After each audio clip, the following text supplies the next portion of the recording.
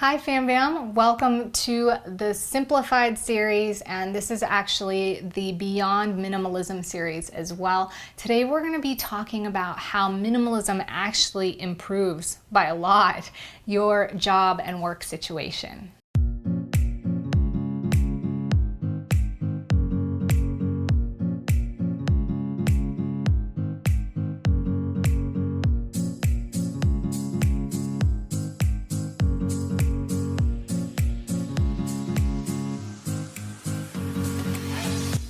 Here on my channel, it is my goal to provide you with information and simplified courses of action that help you level up your reality. And we do this by utilizing the 4 pillars of internal and external spaces as well as your relationships and time, what you spend your time on. So when it comes to time, and your relationships and your internal external spaces, our job and our work environment typically covers all of that, and it becomes something that tends to consume our lives, especially for those of us that go to work 5 days a week and work 8 to 9 hours a day. It's important to make sure that when we're spending that much time and energy on something, it's something that adds value to us outside of just the monetary value. And that is number one for me. That is the most important thing, is it's not just about the job that I do for the money that I make, but it's what I actually do for my job. Is it fulfilling in any sort of way? Does it grow me? Does it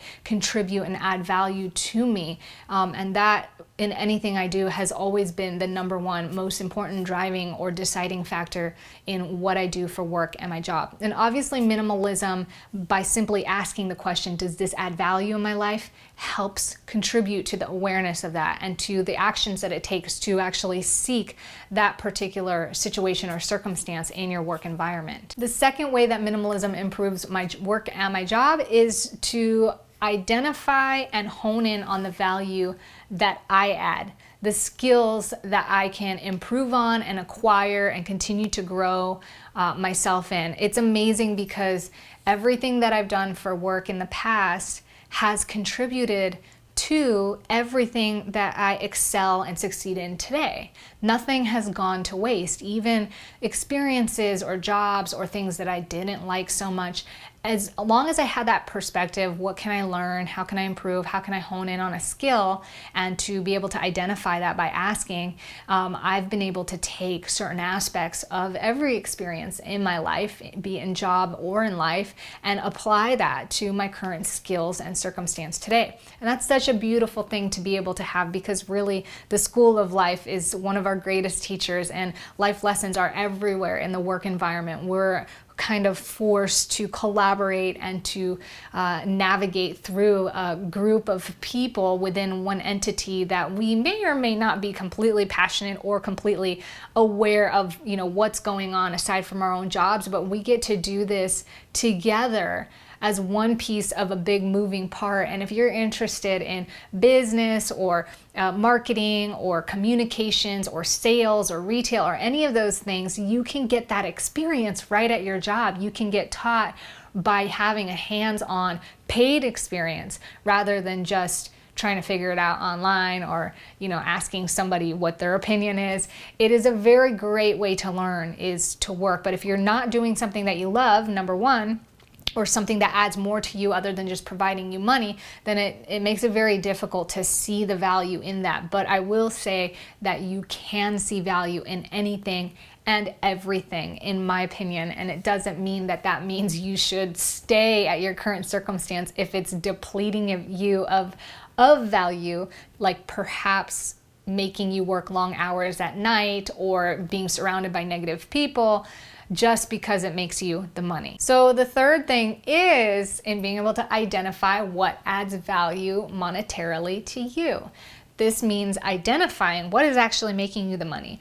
This is more appropriate for somebody who's, let's say, earning commission in sales or bonuses, or you're starting your own business, or maybe you're a teacher and you're trying to figure out like how to improve your financial circumstance in your job. These things allow you to hone in on what is actually translating into that monetary value. Of course, it's the sales, of course, it's the customers and clients, but what is the thing that's converting those sales? What are the things that you need to focus on that's going to actually improve your customer's experience, or the brand experience, or your experience of your boss and having you work for them, that's going to gain you more income? And even if you're not in commission or sales, or you're not running your own business, I have found this perspective extremely invaluable just in the regular corporate job scenario. Both my husband and I, if there's something that's similar that we've been able to do in the past, it's getting hired for something that we've been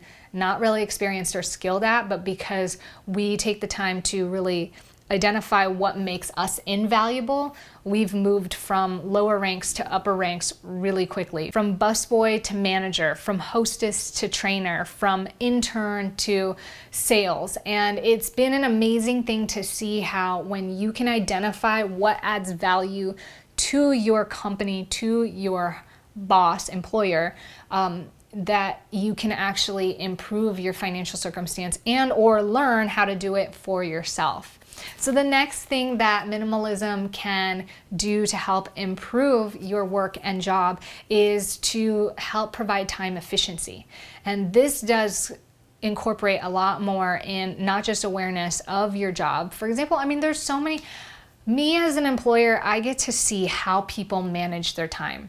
And because time for myself as a owner of a corporation, an owner of a handful of businesses, is so important, I have a lot of kind of transparency or ability to see, I guess from a bird's eye view of what it looks like with people versus what it looks like when you're running a corporation that means something to you and that is yours, that you've taken the time to build and create. And I realized that a lot of people, most people, do not manage their time well or efficiently.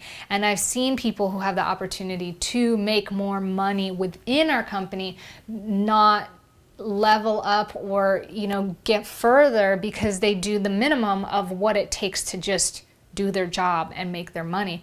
And when you're able to identify the asset and the value of time to yourself, then you can be more proficient with your time. And when you're more proficient with your time and your energy, that's when you're able to do more. If there's one thing that a lot of people get hung up on that I hear a lot of, it's that they don't have enough time, they don't have enough energy, they don't know where to fit it, they don't know how to do it. But the truth is, when we look at it, from when I observe it from the standpoint, or if we're coaching them and looking at their schedule on paper, there's a lot of wasted time in that. And when you can identify what actually is a time that it contributes to you growing a skill and experiencing your job, contributes to you making the money that you're looking to make from your job, minimalism is the best way to incorporate that. Because if chit-chatting with the person in the next cubicle doesn't get you out of work early, in fact, now you have to stay late, then you eliminate that. If having your phone at your desk with the thing faced up because you can see all your text messages through distracts you from doing a good job and now you're more stressed or your boss isn't happy, eliminate that. Eliminate the things that don't serve you in your goal for your intentions of having a job or being in your workspace. The fifth thing that minimalism does to improve your workspace is to refine and evolve. These 4 things we talked about only improves your work experience and makes it more fulfilling. If your job is so draining and it's poor on your health, it's poor on your experience, then it's probably not a job that is value adding to you, even if it's paying the bills.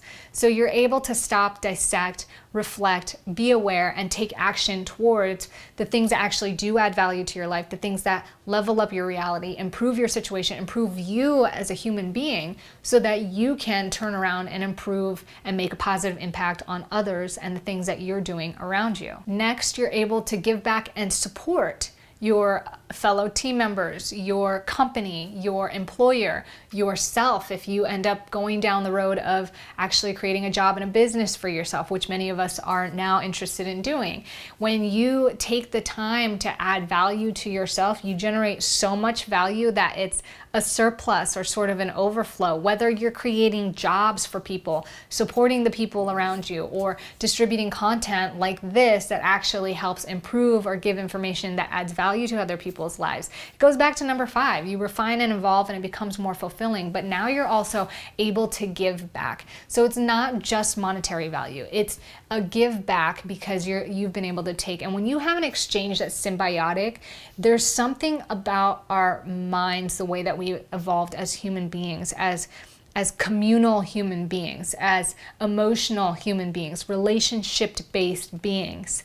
And it is fulfilling in a way that makes you feel like your purpose has been fulfilled in life, that you have a purpose, that you are important, that all the things that you've been searching for outside of that, whether it's looking pretty or having a brand name this or being successful or being accepted or praised by your peers, all of this sort of boils down to like this moment where when you give back, you realize that what you do counts. The actions you take, what you contribute, what you say, what you do can make a difference, can change somebody's life. That's more fulfilling than any of the other stuff that a lot of us go looking for. So ultimately, your job, your work, when that becomes your passion, which is number 7 for me, how you do things, rather not what you do, but why you're doing it and the intentions of doing it, it becomes not a job anymore. It becomes your purpose. It becomes greater than a means to an end to make money so you can pay for your bills and heat up your microwave TV dinner and watch your Netflix. Not that anything is wrong with that, but for something more fulfilling, to create a life worth living, which is our ultimate theme here on this channel, this is a way, not the only way, but a way to go. And when you focus more on those things, your passion, your mission, giving back, supporting, and generating value for yourself, the money is just the icing on the cake. You don't have to worry about the money anymore, believe it or not. It's all of a sudden the job is a means to an end in feeling more fulfilled, in creating a passion, in sharing value. And the money is just a bonus. So it's like the coolest thing in the world. And then ultimately, this is me sharing with you how minimalism has improved my job and work situation and how I've seen it happen for many other people, my friends, my peers, and colleagues, and the difference, I think, in what makes a job fulfilling and what makes a job not fulfilling. So I hope you guys got a lot of value in this particular video. I have so many thoughts about it, so I hope that it was clear and straightforward enough for you to see how identifying what adds value and eliminating what doesn't, and being really discriminate about it, really being disciplined about practicing the philosophy of minimalism truly adds value in all areas of your life. So if you liked this video and if you enjoyed this series, let me know by hitting thumbs up. And as always, leave your questions and comments below. Thank you so much for being here. Remember, go out there, be good, be great. Most of all, be grateful. I'm so grateful for you. Until next time, ciao.